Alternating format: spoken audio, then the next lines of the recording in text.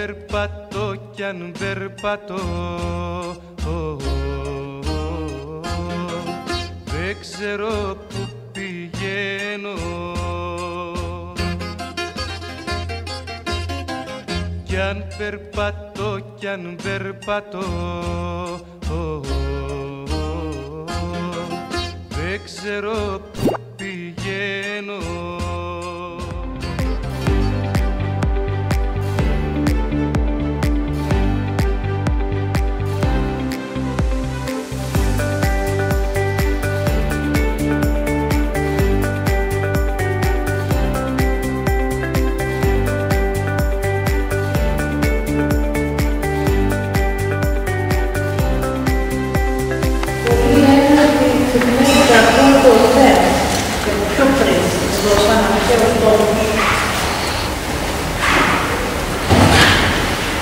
Θα πάω κατευθείαν στα χριστιανικά χρόνια, από τον 5ο αιώνα μετά Χριστόν έχουμε τις πρώτες χριστιανικές ενδείξεις εδώ πέρα.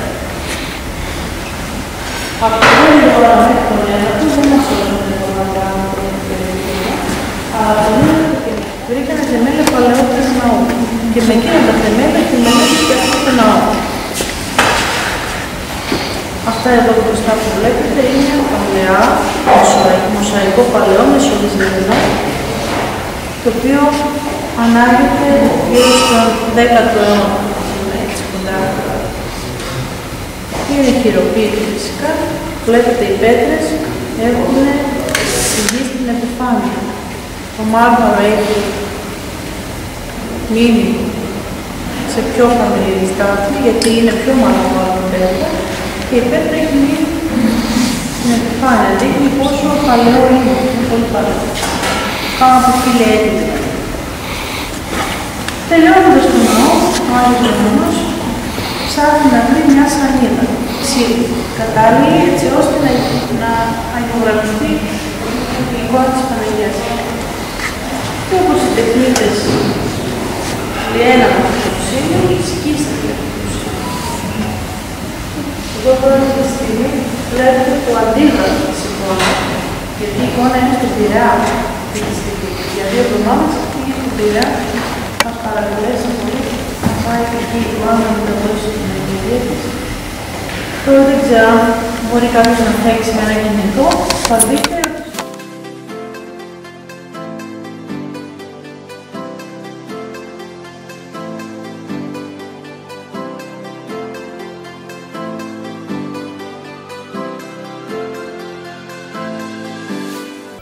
Διαταγάς.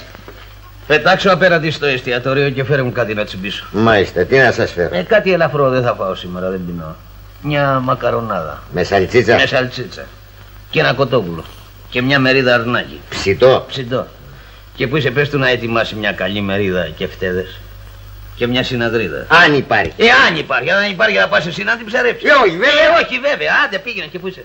Να ετοιμάσει μια καλή σαλάτα, πες. Και ένα μπουκάλι μπύρα και ψωμιά. Μάλιστα. Μόνο αυτά? Σου είπα θα τσιμπήσω σήμερα, δεν θα φάω, δεν έχω όρεξη.